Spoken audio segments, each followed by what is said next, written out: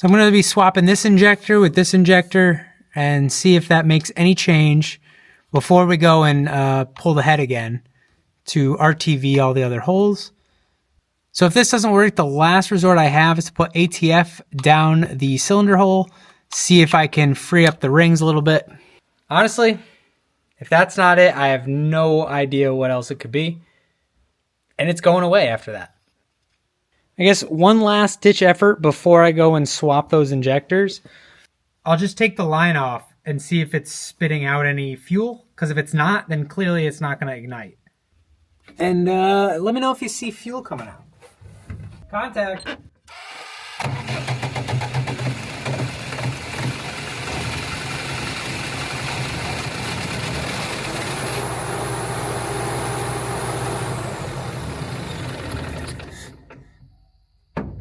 Yeah, there's fuel spraying out of that one.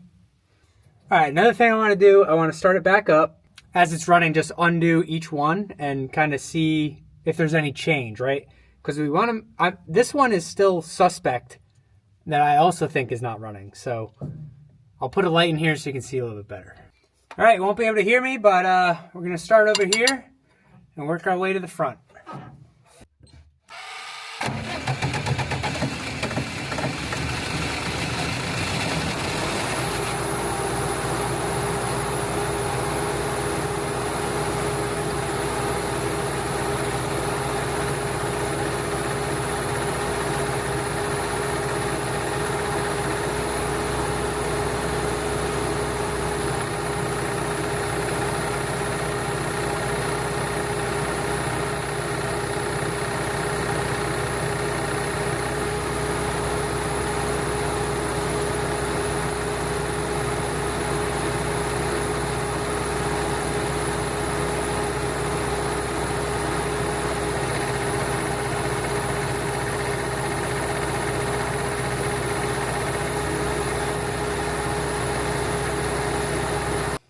So yeah, just that one.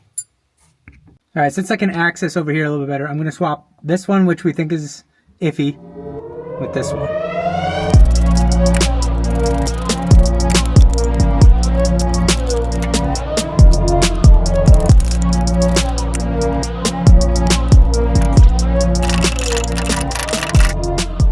So that is mighty rusty everywhere.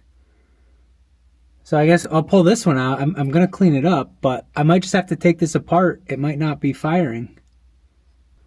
That'll be cool. Let's get the other one out. That one's also a bit rusty, but yeah, I don't know. Let's go over to the bench and we'll keep this one here for now. You know, so before we go and take it apart, I just swapped them. No need to take it apart if it's really not the issue. So we're going to see if this cylinder is now not firing. Contact.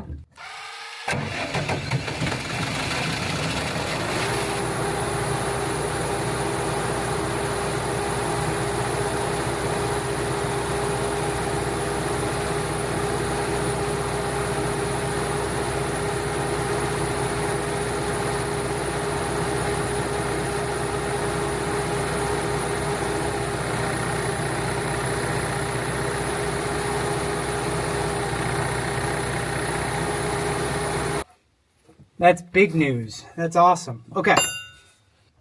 So this means a couple things. It's great. I don't know if you could really tell from the video, but swapping the injectors from the original suspect one over one, the problem followed the injector. So now this tells us me cleaning up the valves and lapping them was a success because it's firing in that cylinder. It also tells us that the piston rings are good. So we're good there. I will still have to take the head off to RTV the gasket around the oil ports, but we're getting somewhere. So now it's the injector. So I'm going to take this injector out. We're going to take it apart and look into it a little deeper. So I got the injector out after some hustling with it. And yeah, I'm just going to essentially take everything out, line it up. That was nice and easy. I'm going to have to count these turns. Half, 1, 1.5, 2, 2.5, 3, 3.5, 4, 4.5, 5. Like 4 3/4.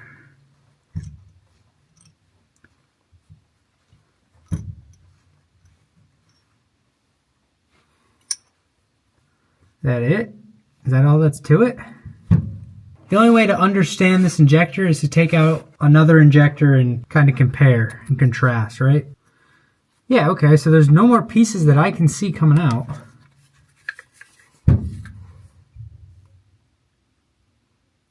I'm also thinking that this kind of, like, this unthreads from the top, but I don't know. I might see threads. There might be, like I said, that might be threads that are right here. Hey, yeah, right.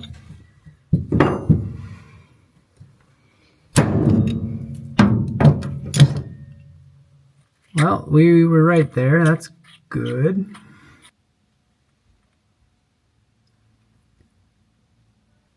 So it seems like it's all one piece. This is what just came out of the bottom, right? There's two holes that line up with these two pins, and the third one's going to be fuel. I might have to take this one apart too, because if this isn't moving, clearly it's not opening to put the fuel into the cylinder. And as much as I don't want to just grab on it with vice grips, I really don't have any other option. Hey, look at that. There we go. Yep, so there's a little bit of moisture. There's a little bit of rust on that. And I'm pretty sure that's what's causing it. This thing's going to run, boys. Let's go. It's going to run. Okay, so I put the problem injector back in its original spot that was sus. Everything's tight. Double check on these. Contact.